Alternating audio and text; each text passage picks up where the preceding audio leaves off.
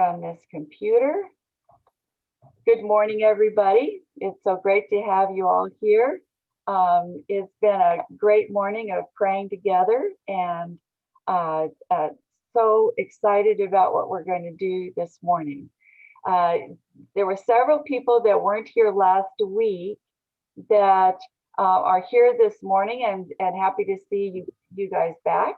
And Dottie sent me a text yesterday saying that, is there any chance that I could catch you guys up on the last couple of minutes of the stuff that was missed yesterday, and especially the that snapshot in our study guide, page 10, to see about that. So I think I'm going to do that and try to do that very quickly. And so, so that would go to, let's look in the book. I'm on page 59 to start with, okay?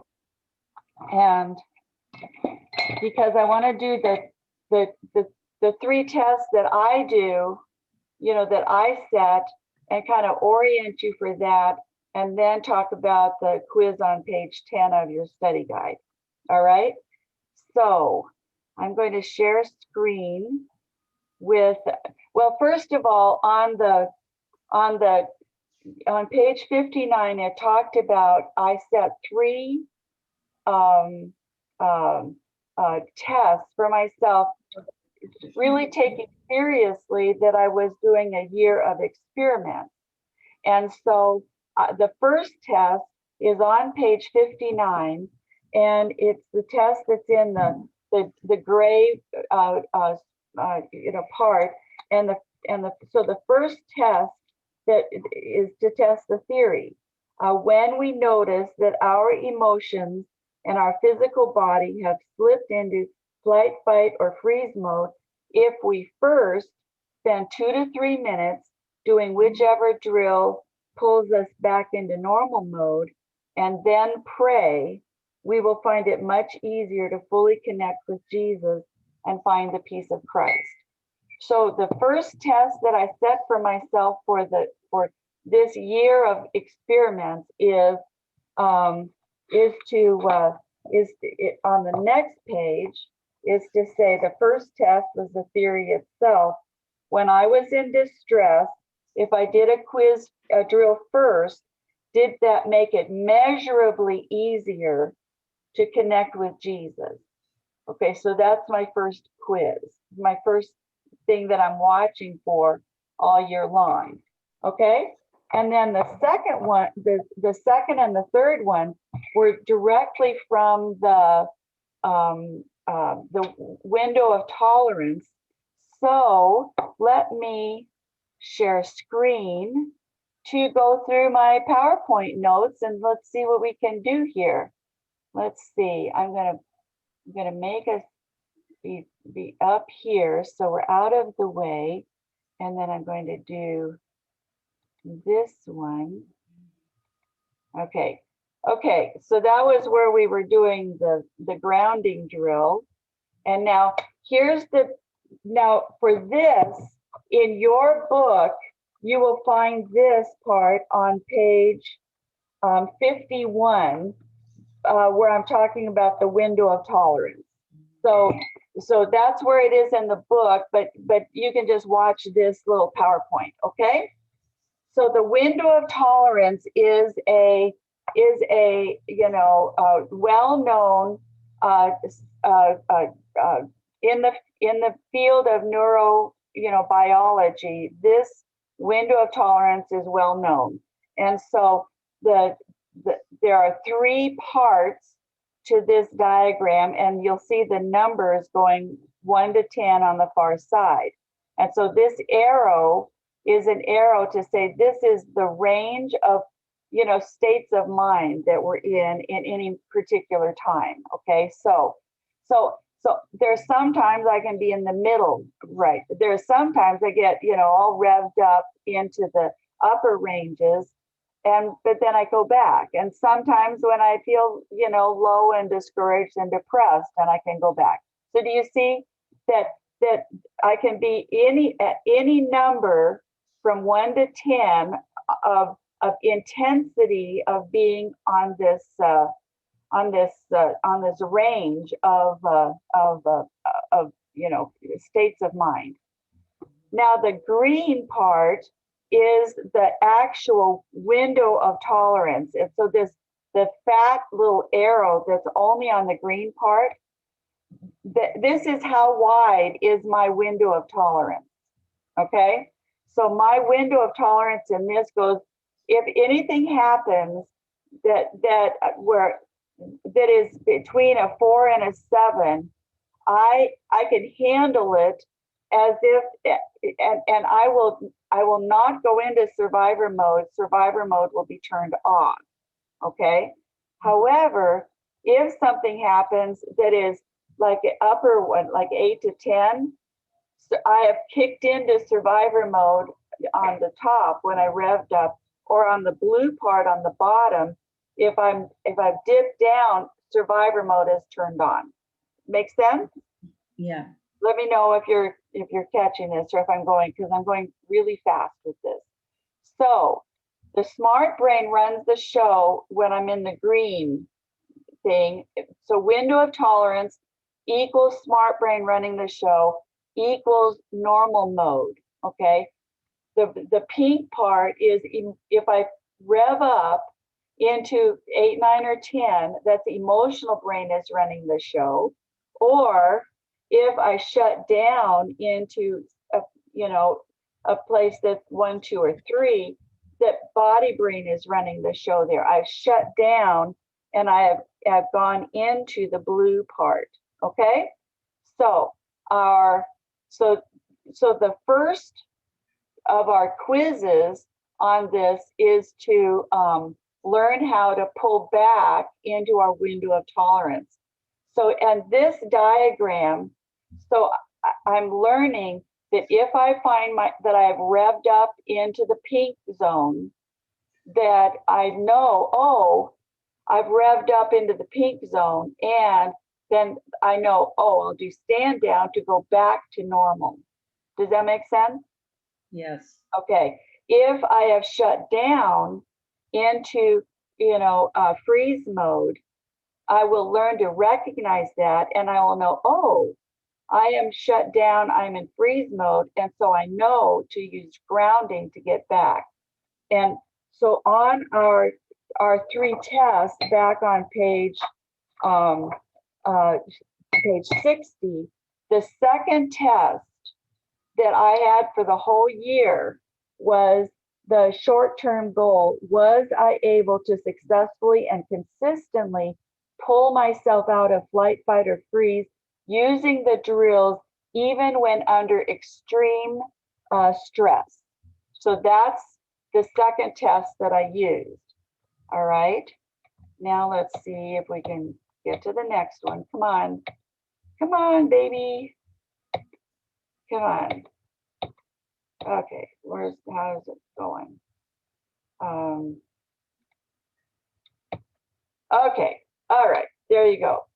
The second part, oh, and what we're doing in this week and next week is to help us to, get the hang of doing the drills to go back to this. So this week and next week, we're studying about just starting to practice doing the drills. If I rev up, I do stand down. If I shut down, I do grounding. And I learn how to do that consistently. All right. So, oh, wait. So now this one is for the third test. And starting in 2 weeks, we will start the process of learning how to widen our window of tolerance. Okay. So that we stay not revved up for more and more things. So do you see from here's where I am now, but after I've been working on it a while, I've increased. So I don't flip into survivor mode if I'm in the 8 range. Okay, if I'm over here in 8, I still have not revved up into stand down, into survivor mode. I'm still cool and calm. All right. Here for the going lower, I've learned how to handle things. And so I've learned to stay in, not flipping into freeze mode for more things. And so that's my third test, which is, was I able to widen my normal mode range this year so I didn't flip into survivor mode as often? See, the goal on this is to stay cool and calm more often without having to do a drill, okay? And if I did flip, was I able to control the degree of my reaction to avoid the extreme? Okay, any questions before I, get us out of that? No, the diagrams were nice to see. Yes, okay. Anybody else? Anybody else have a question before I back us out of this? We good? Good. Okay. All right. So stop share. There we are. Hey, and there's Karen. What a great surprise. Okay. All right. All right. So those are the tests that I set for myself. All right. And so I kind of had a feel for where I was in the beginning of January when I started doing these experiments. I kind of had okay, here's the snapshot of where I'm at. Okay. But then by the end of the year, I took a diagnostic thing to say, okay, where am I at now? Okay. So now we come to the quiz, the snapshot. Okay. So now here is Dottie. Here's the question. Okay. So let me ask you, Dottie, what question did you have about the snapshot quiz thing? So I don't just yammer on about something that wasn't your question. Okay, I just wanted to make sure that we're going to do this, and now I understand as we do this now, and then at some point we're going to do it again. Because Yeah. those illustrations really helped me. Those illustrations really helped. Don't you love? I just love that PowerPoint on the window colors. Wasn't that cool? So I see what the goal is. So yes. Okay. So it's we're using the drills as a tool intensively now to practice, and use the drills where, find all kinds of excuses to use the drills. All right. And that does the test number 2, to learn how to use them reliably and to be able to tell, oh, I'm up in, fight or flight, or, oh, I'm down in freeze mode, and to not freak out by that, but to go, oh, hey, I have a tool that I can use to pull myself back. But starting with the stuff that we're going to talk about today, starting to do the actual drills, those help us to get to the place of figuring out more and more times to keep the peace of Christ without jumping up into fight or flight, or without, falling down into freeze mode. Okay, does that make sense? yes, thank you. So, I have a question. so do this now. I mean, not this minute, but Right. make sure you get this done quickly, so that and at the end of, so for us it'll be end of May probably, we'll do another quiz to see, okay, did we have practical improvement on this? So there you go. I Yes. have a Thank you. question, and I'm not sure if you're gonna get into it today, so we can hold off on it if you're gonna get into it. But I have more like specific questions of, instances, and I'm not sure which who's running the show. I don't know if it's emotional. I don't know if it's body, brain. So are we going to get into more specifically exact situations of when to use drills and stuff? Or do you want my question now? Ask your question now. All right. So it's about, I'm sure most of us have experienced this, but that kind of running negative commentary that you do to yourself. Yeah. Or whatever the situation is, whether it's downing on yourself or downing, this person can't stand me, I don't know what I'm going to do. Where does that fit in? Because I've gone through your class before, and I've learned all this stuff. And so I've always assumed I'm a little bit crazy. Everybody knows that. So I always assumed I was in the hair on fire. I never thought I would be anywhere else.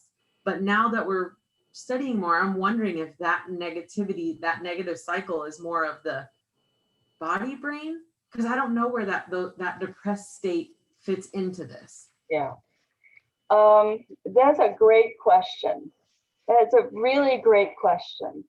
So when we're talking, and I think that a lot of emotional brain and body brain works itself out in the thoughts that we are dwelling on, that kind of continue to loop in our head. So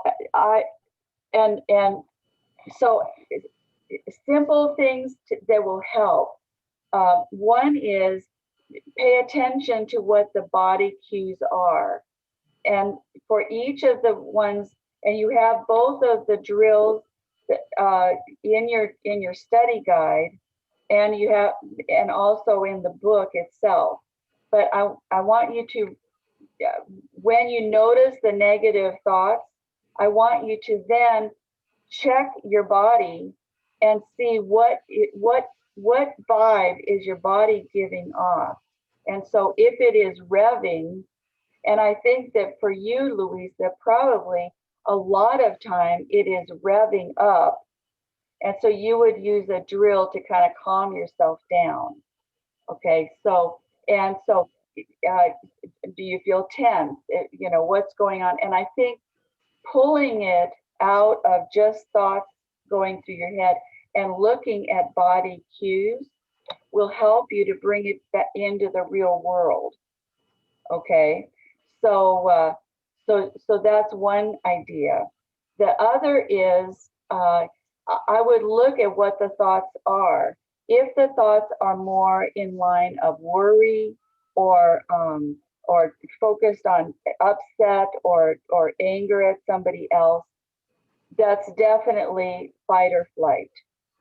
Okay, and just knowing you, probably a lot of the time it's going to be that. All right, that anxiety. And so this is just a way of, so stand down drill would tend to kind of put okay, time out of all the thoughts. Okay, everybody on board for the next 3 minutes. We're not going to think the thoughts. We're just going to do the drill. And I think that would tend to kind of freeze frame that it stops. Okay, and then it makes it easier for you to be able to bring those thoughts to the Lord in a calm way. Okay, all right. Who raised their hand? Just let me know. Who else raised their hand? Looks like Karen's Zoom hand is raised, but I don't know if that's on accident. Okay, all right. Karen, did you have a question? I think she's still trying to connect. Yeah. Okay, all right. Now, if the thoughts are really negative and downer thoughts, I would do grounding. Okay, so what the thoughts are saying, just by stopping and saying, okay, let me just listen to what this thought is and evaluate it, has already put you into pilot. Okay, so that's a great deal. And just as the act of assessing well, this looks like it's more I'm anxious than worried, or this is more hair on fire, or this is more, boy, I'm being really discouraged and down on myself. Okay, well, that would tend to be freeze. Okay, or I feel overwhelmed. That would tend to be freeze. Yes, Diana. Yeah, Dee, I think what it would help us, again, we go back to the same thing. We stop focusing on the problems. We're listening to what our body's telling us. We're listening to what our mind is telling us. But we're focusing more on us and not the problem. And when we can't figure it out too well, we're at a position or a place where we can go to Jesus and ask him to show us Yeah, what's going on. yeah, yeah. Yes, anything that you do to stop and address it, I think is a great idea. Yes, and you know, look at, this is my meter. Okay, and there are a lot of times when we're not really sure what to do, and so we just stop, and this is an action of pilot that goes, well, am I over more on this side, or am I over more on this side? And if you're like in, you know, a half inch over on this side, then do grounding. And if you're a half, you know, inch over on this side, do stand down. Okay. It won't be a problem if you accidentally do the wrong drill. Okay. It won't be a problem. All right. How about anybody else? That's a good question. Any other questions? By the way, how many of you were able to do at least one drill or one time of each of stand down? Were any of you able to do that, and how did that go?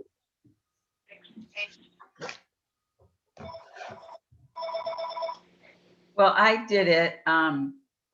And what I realized was I'm more comfortable with the stand down drill. Yeah. It seems simpler to me. Not as many steps to remember, but I felt like I had like a resistance to doing the grounding drill for some reason. So, but I forced myself to do it, and it was really good. Yeah. It just felt really, I felt relaxed, like almost all right away. And especially the sitting posture, I just felt my body felt so comfortable and relaxed, and just knowing that there was a solid ground. And yeah. So that was good. Cool. For you who are in recovery from COVID and feeling fatigued, the grounding drill was the more important one for you to be doing, because when you're recovering, it's kind of like, I'm never going to get well. Yeah, that's how I felt this week. You know, that feeling of fatigue, I'm shut down kind of. So grounding is great to kind of recenter you and help you to remember, you know, that the potential that you will be able to move again, even if you can't really move very well now. Yeah. Yeah. Yeah. Okay, that's good to know. Anybody else?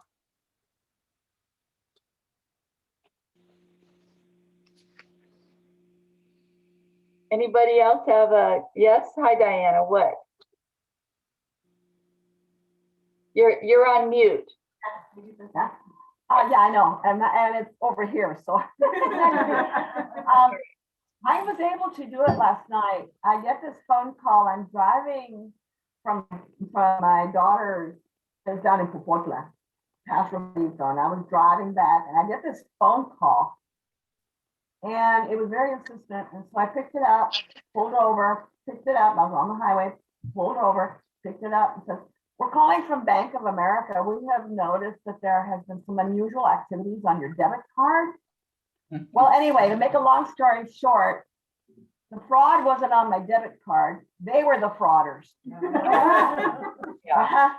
And I started getting really nervous about this and whatnot. So just sitting right there in the car, at least I started doing all the breathing. There wasn't anything else. soon as I started doing the breathing, I thought, okay, as soon as I get home, I'll get on my computer and see what's going on. Yeah. So he said, oh, well, we'll call you back in an hour and a half. I said, cool. And so, yeah, and I got back on the computer. I was back at Bank of America, but definitely the breathing and the tensing and releasing helped me right away to get my head together and say, okay, let's just move forward. And it was just several things. Thinking about our conversation, my conversation with this guy, I thought, no, there's about 2 or 3 red flags here. And no, this is not what it's supposed to be. So anyway, I just wanted to share that with you. Great, great. Okay, great. Anybody else?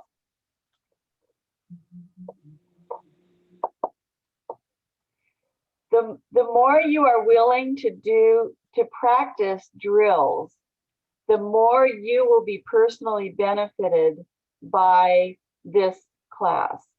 I think one of the things with COVID this past year is that it has trained us to be spectators and not participants. Yeah. So I really encourage you, if you, I hope there's benefit of reading this book, but the main benefit will come with you doing it, okay, and practicing it in your situation. Okay, have you guys frozen?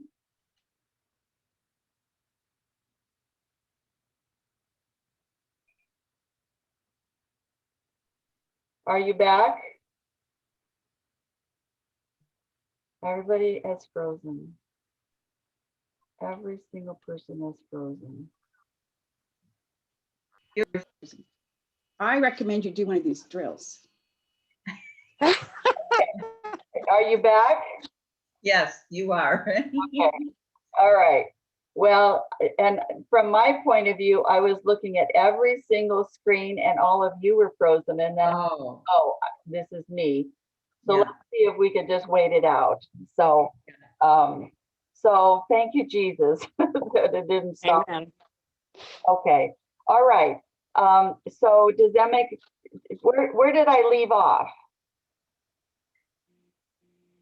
Will benefit most by practicing the from this class by practicing the drills. Yes, yes.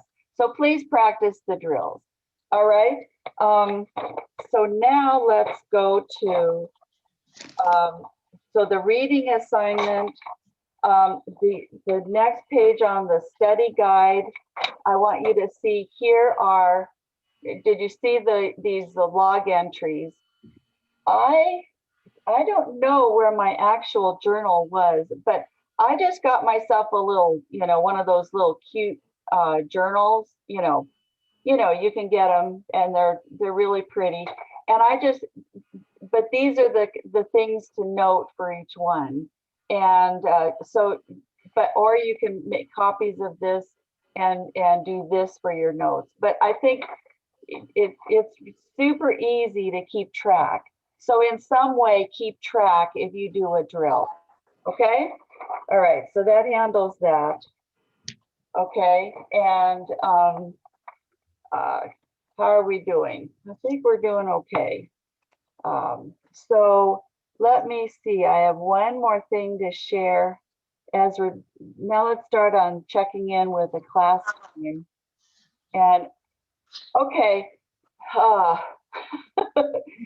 this first thing on the prayer styles, I just want to remind you of something that's on page 6, clear back. So I'm just writing it down before we jump in. And this is more just me feeling nervous, but also one of the people that was a beta reader of helping me to get the book ready said that she was reading the book and it was kind of she was feeling kind of intimidated by me talking about my prayer life and feeling kind of envy about it. So because of that, I put the little note in on page 6. So I just want to bring that up to say, by the way, please bear in mind as you read my story that you and were catching me in my 66th year of a lifelong pursuit of God, and that for the first 48, I couldn't have written any of it. I am definitely a late bloomer when it comes to enjoying a flourishing prayer life. Okay, so is that a helpful thought? I just want to say that, and on the other hand, I feel a little bit nervous about sharing all my notes and what happened with me, and I don't want to give the impression that this was, I got a thus saith the Lord kind of word from the Lord. So, this was just dialogue between me and the Lord. And so just before we jump in, I'm saying don't fall for one of Satan's favorite tricks, and that is to whatever style of prayer you feel comfortable with, to feel like, and Satan will tempt us or try to discourage us by saying, hey, here's somebody that's completely different from you, and here's the way they pray, so really you should be praying that way. And so it's to make us think the way we are wired to pray is the wrong way. Okay, does that make sense? Yes. Okay, so Jim, when I think about people that know how to pray, for me, Jim, runs rings around me when it comes to praying, and has done ever since I knew him. It's just so, but his prayer style is very different than mine. So I have felt, a lot of, uh, uh, discouragement and judging myself. So here's my thing here. So no judging and no envy. Okay, is it a deal? Yes. Okay. No, Yes. please don't judge Yes. yourself. Please don't judge me. Please don't envy me. Okay, so is that a helpful thought? Yes. Dion, Yes. Okay. this is Karen. Yes. And I think that there are going to be some of you that read along in this, and they'll go, and I'll have some kind of big aha moment, and you'll go, really? She thinks that's a new thought? I know that, and I knew that when I was 14 years old, and it probably is absolutely right.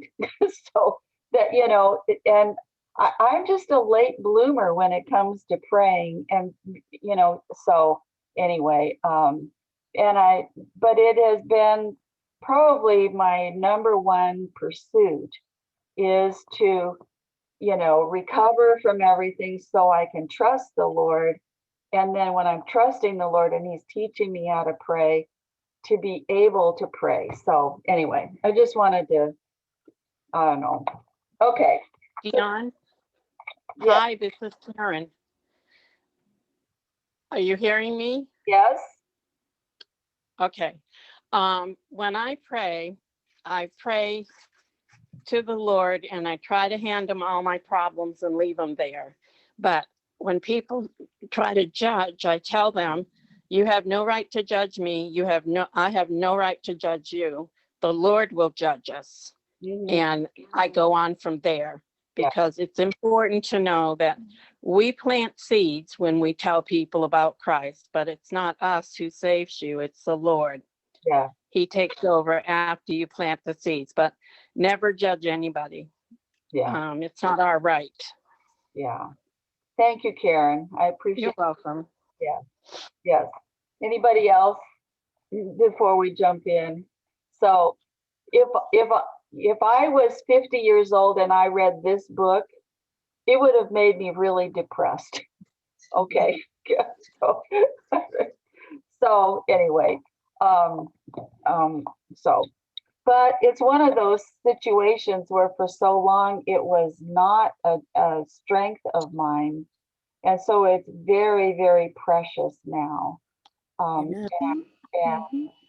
and I keep learning, the Lord keeps teaching me stuff. So that's a really cool thing. So anyway, all right.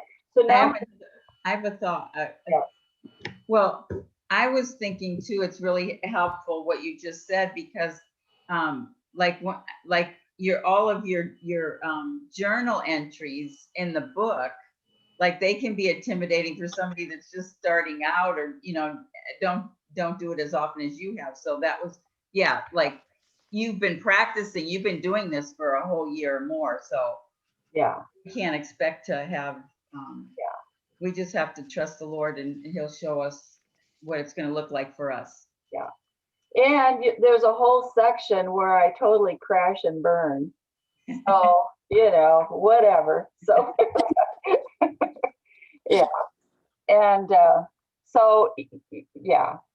And I am not the expert. I am a fellow traveler. So very interested in your input to learn more together. Okay. So how about if I think from now on, the first 3 weeks that we had were mainly me teaching you and lots of PowerPoints and, mainly me in teacher mode to teach stuff about the brain, and especially, the survivor mode and how to do the drills and all of that. But from now on, when we're doing journal entries, the the class notes that we have are just places to jot down notes as you're reading things. So it's kind of a place for you to put your notes in when you're going through journal entries. Okay, does that make sense? All right. Yes. So the game plan for the rest of our time is to just mainly go through the study notes. And I have a couple more things up my sleeve, but I've done all of my PowerPoint stuff for this day. Okay, so the January 1 retreat, when I had the January 1st retreat, I was mainly in the looking forward to teaching the drills at the workshop, and this kind of set the tone for the year in such a perfect way. So what new insight added to the understanding of the diagram, that, this diagram of upset me and pilot me and Jesus beside? Anybody? And this is back, the January 1 thing is on page, starts on 67, if you want to have a reference of where it is in the book. I have a question. So is this what we should have read this week, or were we in the January 5th? Well, today is January 3rd. Today is February 13th. Okay. So the notes are for your preparation for this Bible study. So I front load stuff, but you're going to be able to figure it out. So the reading today should have been, leading up this week, you should have read January 1 and 5, and basically all the ones up through January 19, except for the one on the possum. Perfect. Okay. Okay.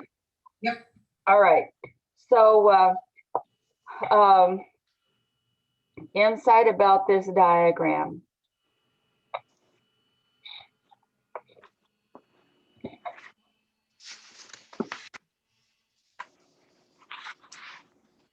Well, the me, you know, with that thing all around me, you can tell that it's really hard to hear anything from the Lord. Yes. Yeah. Yeah. Anybody else?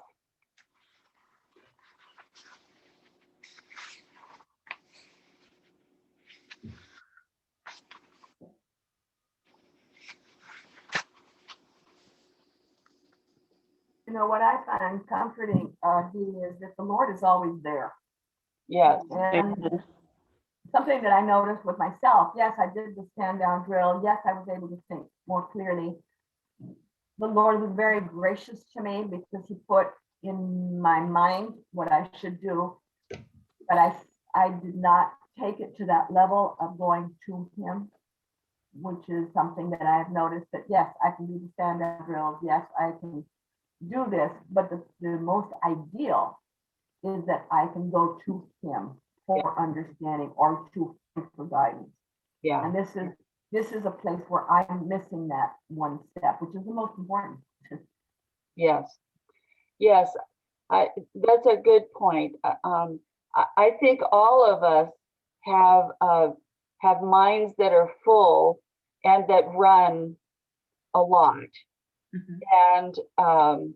And so we have the desire to easily connect with the Lord and to pray without ceasing, or to pray and stay in a calm state of mind. But we have a hard time to actually pull that off. And so the surprising thing for me, and don't we always know that God is with us? Amen. I mean, we always know that in theory, but do we know that in practice? Okay, so this is kind of, okay, now let's put the use the crutches or use some kind of deal. Okay, we're going to do this special thing, and it's going to help us to calm down so that we can do all the things that we were really wanting to do when we pray. So for me, I think that the power of this diagram was to realize that when, at Kaiser Wellness, when they teach the stand down drill, they do not teach that, hey, when you get quiet, that God will be right there with you. And he will be very accessible to you right there. So that's the insight that I got was, you know what, if you do this drill, that it will help you to realize that Jesus is right there with you. Absolutely. And so that was like the first, wow, I really didn't realize that. I was, saying, hey, this would be a good thing for us to learn. But the power of having this, that he is there, and we need help on figuring out how to quiet down, how to center, how to prepare our hearts to be able to pray to him. Okay, so that was very powerful. Okay. The other thing, Dee, is that on your notes on January the 19th, you talked about getting kind of triggered by a breakfast you had with someone, a friend. And you knew that you had to calm yourself down to be able to go to one of your appointments. And then later, though, you went back. Yeah. Later, you went back and sought the Lord. So we don't necessarily have to do it at that moment. In other words, like last night with Bank of America. Now I've realized several things, which is kind of cool. But the biggest aha moment is, I didn't go to the Lord right away, and I didn't really do it afterwards. It wasn't until I realized this, that I can go back. Yes. And speak to him. Yeah. Yeah. Yeah, that day was a really interesting day. Yes. Sure. Good. And I'm glad you saw how to apply it. Okay, so the second insight that I had was the great antidote to flight, fight, or freeze is a deeper knowing of the God of peace, not just with head knowledge, but in the visceral trenches of our reactive body. So does that make sense? What idea do you get from that?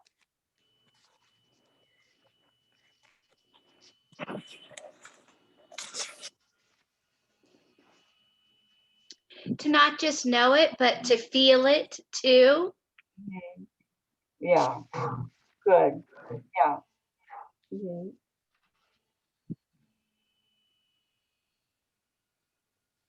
I work with a lot of people who have all different varieties of anxieties or upset, and they're feeling kind of out of control and feeling kind of overwhelmed by what's going on. And so I find this especially, these are my peeps who are, and there are some people that really, stay pretty much at an even keel all the time, and their window of tolerance is like, massive. And so survivor mode really isn't that big of a deal. But most people that I run into could use help on,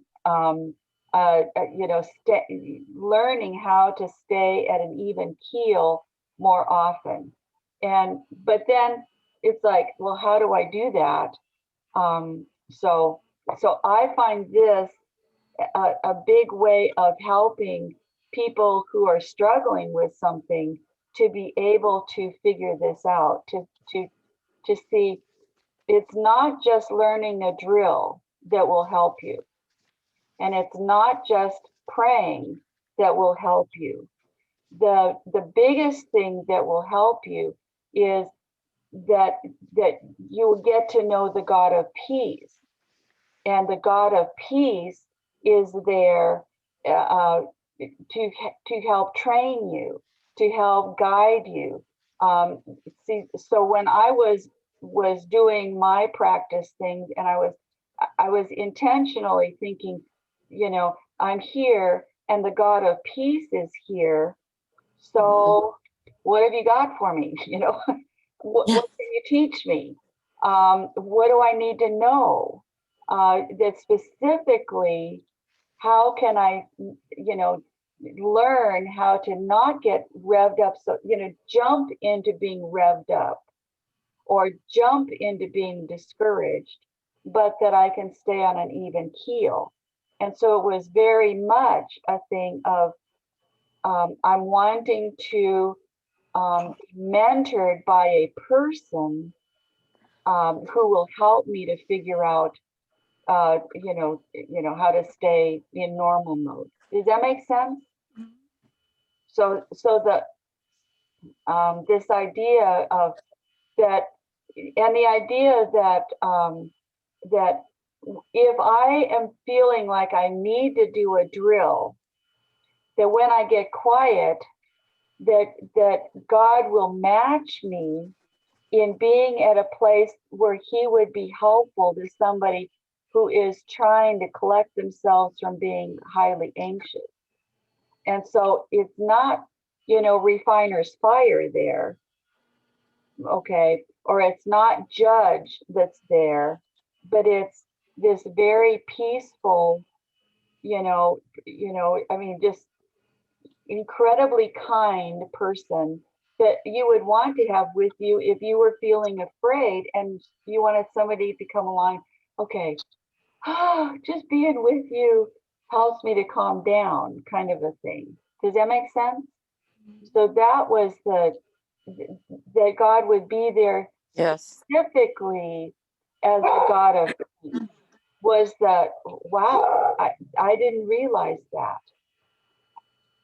I have a thought. It's been kind of this whole time we're talking, a verse has been in my mind, and it kind of leads to this thought that doing these drills is for us, but like you're saying, it's to get to know better that piece. But it's also leading us to, I'm kind of hesitant to use this word, but a point of spiritual maturity. And what I mean by that is, making the decision, getting close to Jesus more, having these difficult moments. That's not us. So first of all, we're not giving ourselves the credit for this, right? He's leading us to do things. Yes. But what's been on my mind is 2 Corinthians 12:9, which we all know. My grace is sufficient for you. My power is made perfect in weakness. Therefore, I will boast all the more gladly of my weakness, so the power of Christ may rest upon me. Thought of that is, every time we're running to these drills, it's because we're weak and we're going to Jesus and saying, I need you because you have the power and I do not. Yes. And so it's widening that window of tolerance, to me, kind of translate to a certain form of maturity, because you're not flying off the handle every time. And in turn, that becomes a testimony and a witness, and you boast in what Christ has done for you. Yes. So this is about us, but it's not really about us. Yes. And it's about being a testimony and a witness, and letting Christ work in us for his glory. I think that's a fabulous, fabulous thought. And say the verse again, so if people want to jot that down. That is 2 Corinthians 12:9. Yes. So, and the thought I get every time we come to do a drill, it's a time of weakness. And I feel like this is on my heart 24/7 because I have little kids. So every time they're acting up, I use this verse and I remind them, like, this is your chance. This is your chance to bring it before God and say, hey, I'm weak. I can't get out of this bad attitude. Help me. So this verse is always on my mind. And, I feel like that's why God gave some of us kids to reflect back what we have to work on. Because every time I say that, I'm like, dang, me too. So just knowing that every time, that's kind of what's on my mind. If I'm doing a drill, I'm weak. Yes. So I need Christ, and not in a negative or bad way. This is the whole point, is to get closer to him. Yes. Absolutely. I love that. Anybody else want to interact with that?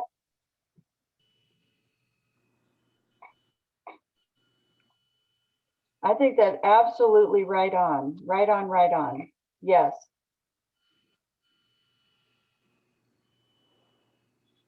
Mm-hmm. Yeah. I think one of the things, and Pat mentioned it when she was talking about the drill, and she said it felt humbling. It felt humbling to do the drill, and especially to do grounding.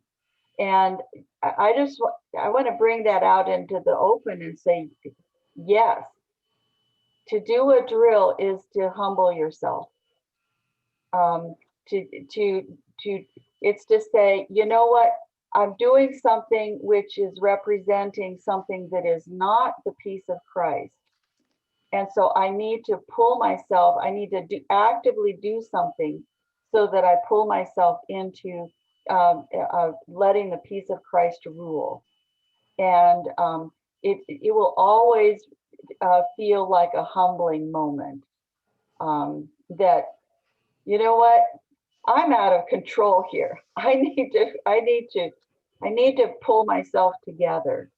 And there's so many people, around you that will go, hey, pull yourself together. And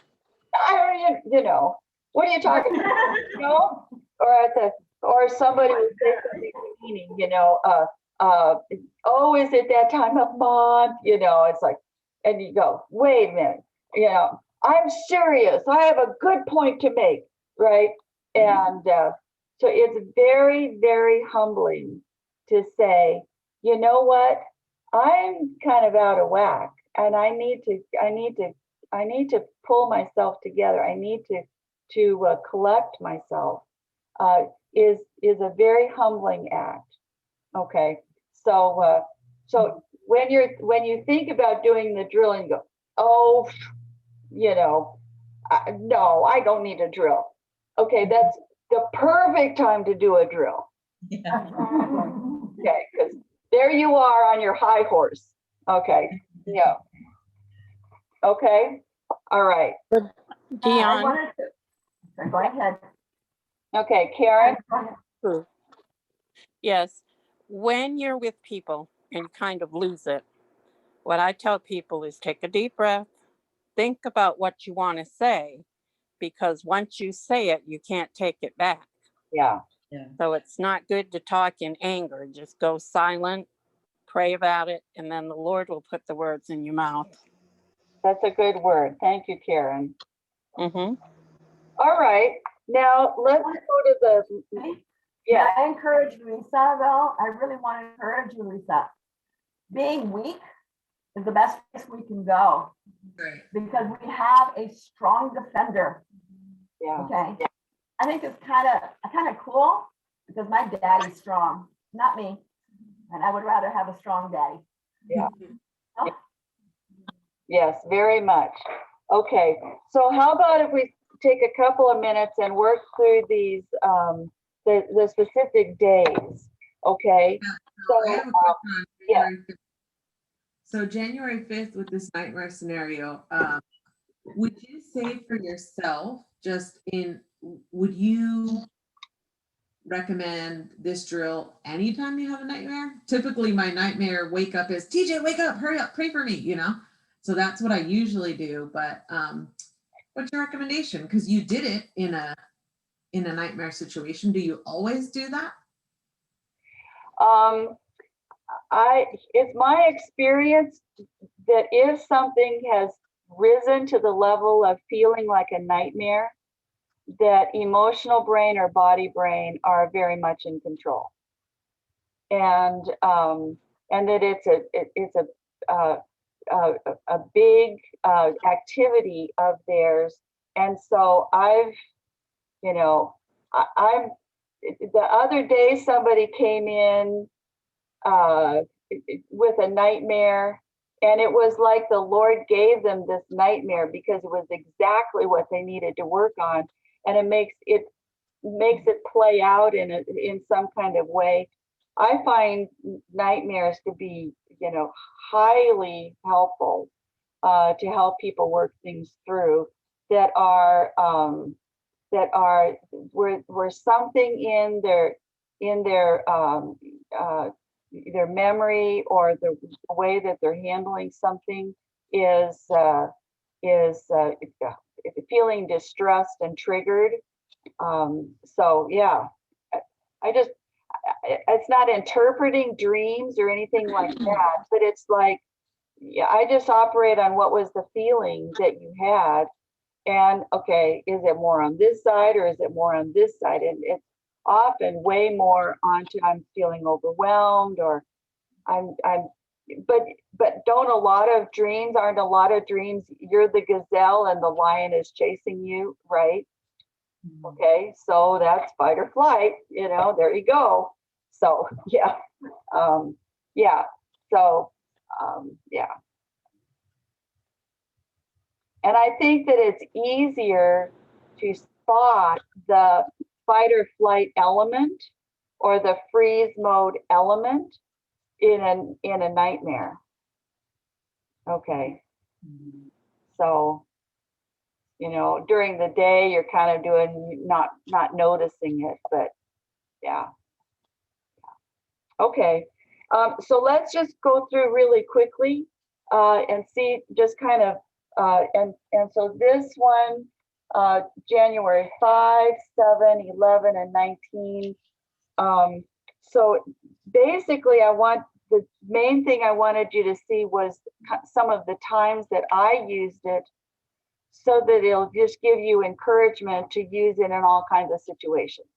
So that's the main idea. January 5th is on page 71.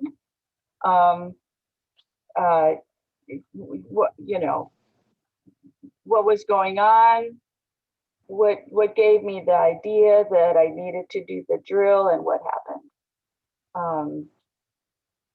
And it's only like a few sentences long, so let's not belabor it. but I just want to kind of, spend a minute on it and then go on.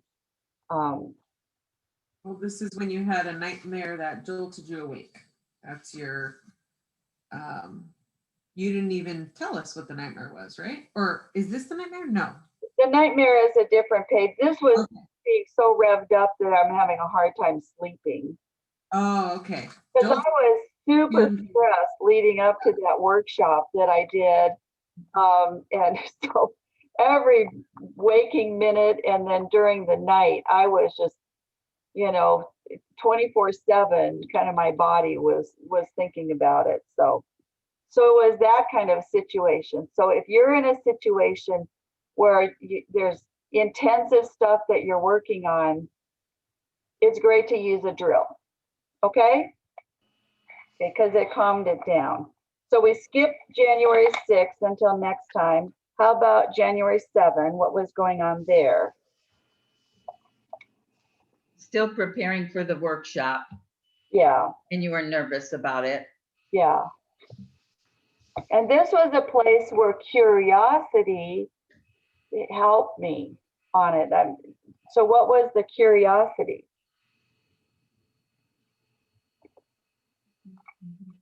Figuring out where your body held tension. Is that what you're thinking?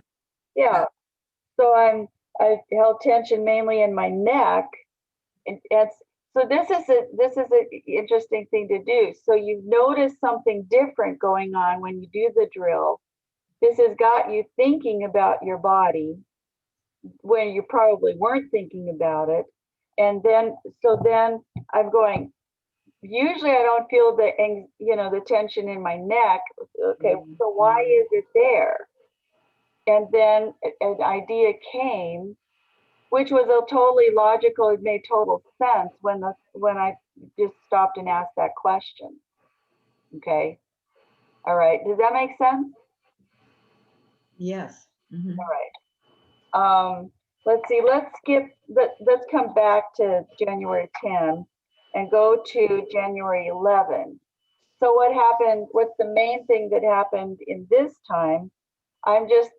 This is one where I don't know which one to do. So I haven't done stand down for a while, so I'll do stand down. Okay, and what happened with this one?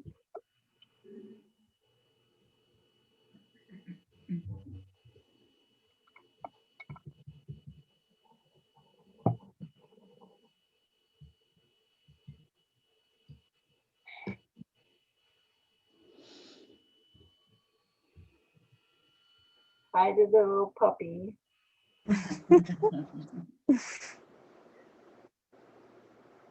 Okay. Well, I think mainly this one ended up, the main result of this was that I did the drill, but then that helped me to be in the presence of the Lord, and the Lord just started teaching me stuff and helping me to notice things that were related to him being the God of peace. Yes. Yes. What would you like to say?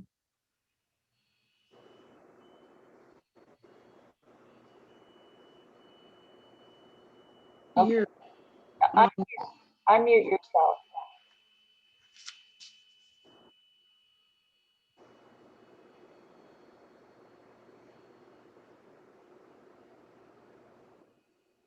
Okay, that's okay. All right.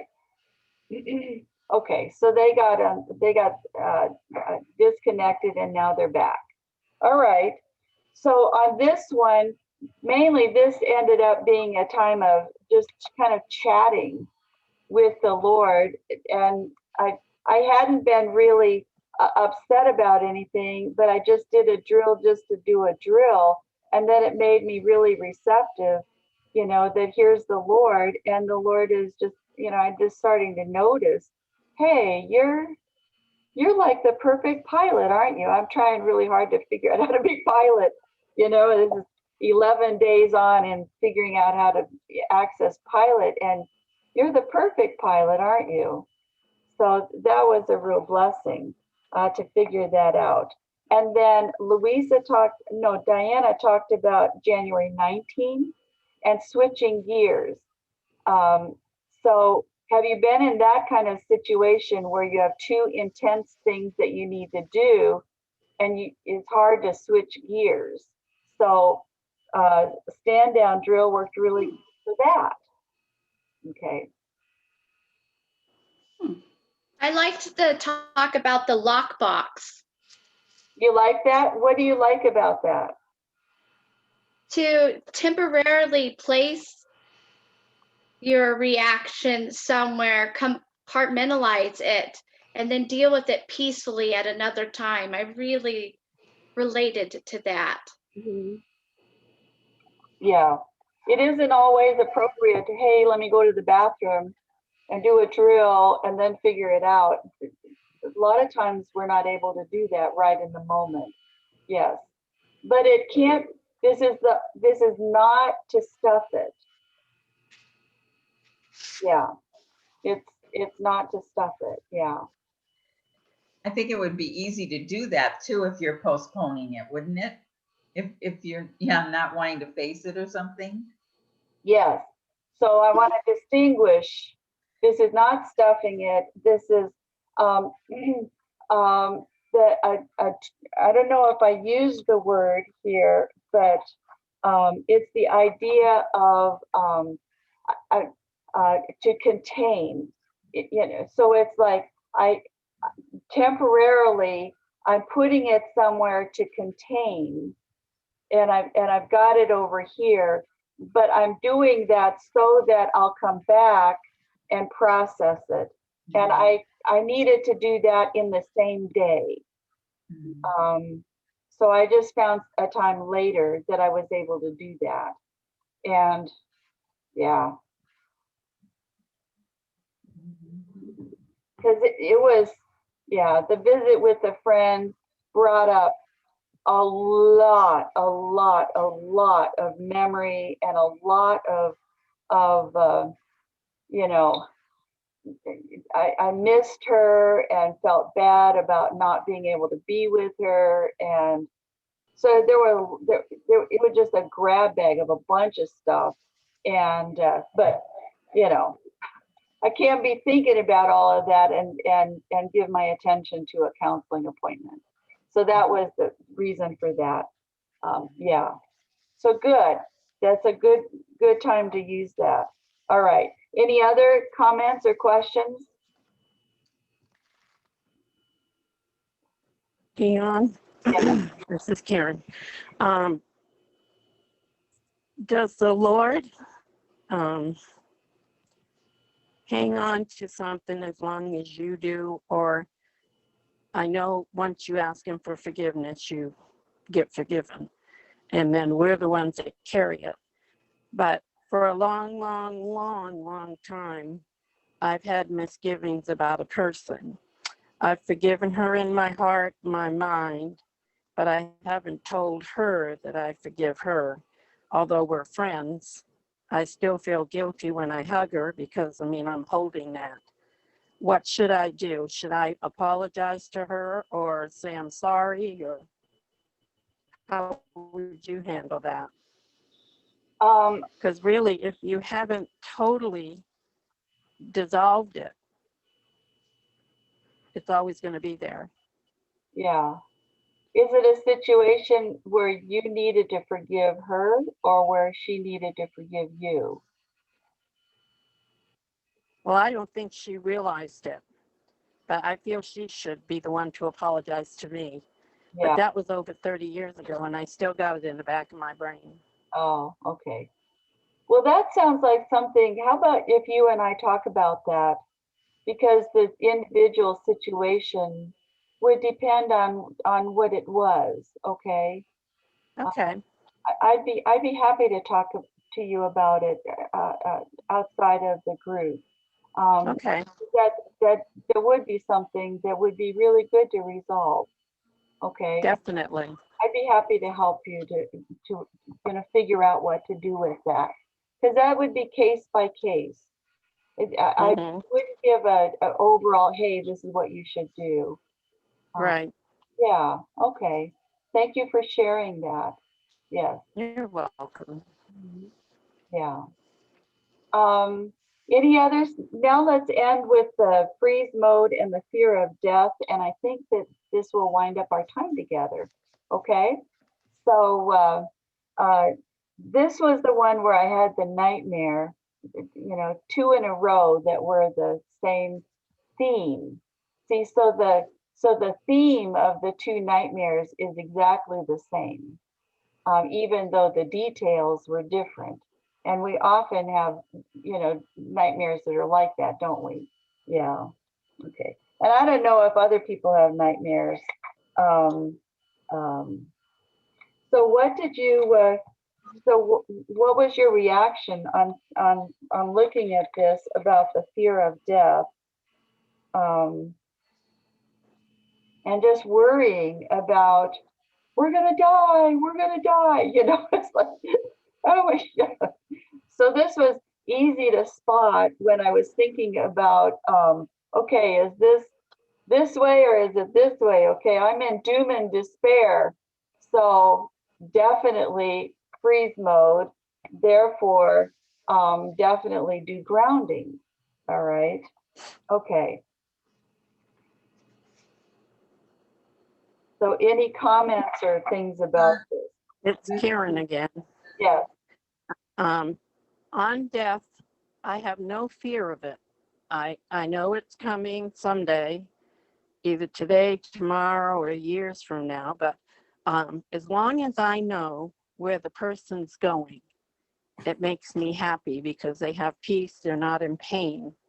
When I get sad is when you know they're not saved, Yeah. and there's nothing you can do about it, Yeah. but just pray for them and the family. Yeah. So I just have complete peace about death, except for when they're not saved. Yeah. Yeah. I think this was very timely with the fear that is kind of going through our society right now about COVID. I think this is a really timely Yeah. Right. read. That's just kind of my thought on that. Yeah. Fear of death is driving a lot of decisions that people are making these days, isn't it? Yeah. Uh, so yeah, so I just wanted you to see this one on this day was one of the things that broadened my window of tolerance, and it broadened it, and to this day, to today, which is like several years after that January, this really does shape my view about my own death and about Jim's death. Okay. So this was when I go back and talk about the third of the three tests, this day and what happened because of this nightmare really helped me to nail down something more regarding fear of death. And just to say, um, you know, I, it helped me so much for me to remember the times that Jesus knew the exact details about when Peter was going to die, and when and Simeon, knowing, that prediction that he had gotten, that he wasn't going to die until he saw the Messiah. Amen. And so that's a knowing about Simeon, his life story, and that what was going to happen before he died. All right.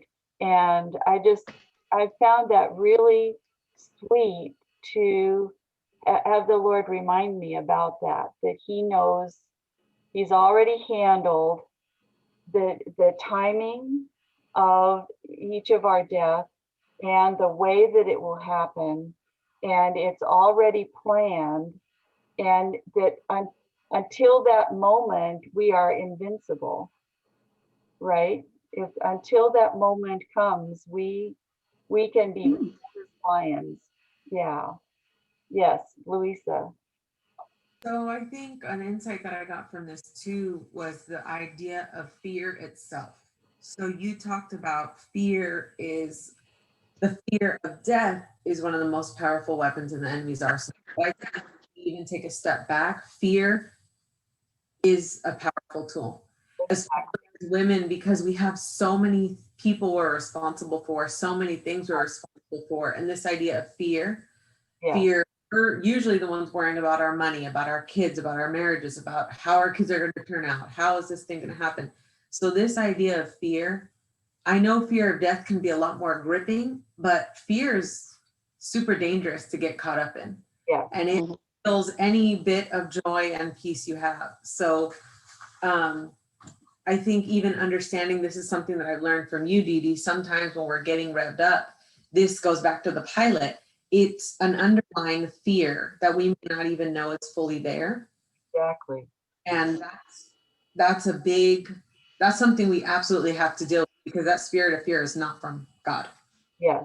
And so I kind of am bummed because I was out of town for a couple of weeks and I got back and started doing my reading to get ready for today. I'm like, man, I could have used this on my trip. I needed this a couple times, you know? Like, shoot, why didn't I bring this book with me? I just didn't want to pack heavy. But I'm happy though, because in hindsight, it's like every time we're looking at this, it could just help us for tomorrow, you know? So, but this idea of fear, you know, we can't live in fear. Yes. So Overload equals fear. Anytime there is any hint of survivor mode, fear has happened of some kind. And we've either gotten fear that we need to run away from, or that we need to fight against, or that is we like this is too overwhelming, and so we've frozen. But the common denominator in all of those instances is some form of fear. So you're absolutely right. Yes. And so getting to know the God of peace is the antidote to pretty much any fear, isn't it? Yes. Yes. So the drills are a means to an end. They are not the end all and be all, but we need to be handling the body fears, because that's where it starts. Yeah. Our flesh, either our flesh that is, fallen, or our flesh that is our actual body. I mean, that's where it starts. And it's like, boom, like that, it takes over. And so training ourselves of how we pull back so that the peace of Christ can rule. That's our task. Yeah. I think that Diana, can you look at the screen? I'm sorry. Turn yourself. Look at I will turn. We can see your mouth. I'll sit over here. There you go. And look at the screen. There we go. There you go. Sorry. No, the comment I was going to make is that the fear of death in this has so much, the underlying, I think, is the fear of loss.